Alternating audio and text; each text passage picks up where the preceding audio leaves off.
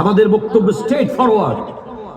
যারা সত্যিকারের ওলি আল্লাহ, শরীয়ত এবং তরিকতের উপরে অটল ছিল, তাদের জন্য আমরা জীবনটা দিয়ে দেব।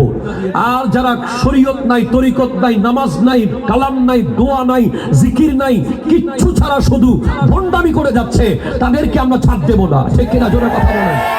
আপনারা কি আমার সাথে একমত আছেন? আল্লাহকে হাত তুলে দেখান। কাল হাসরের মাঠে আল্লাহকে বলতে পারবেন আপনারা,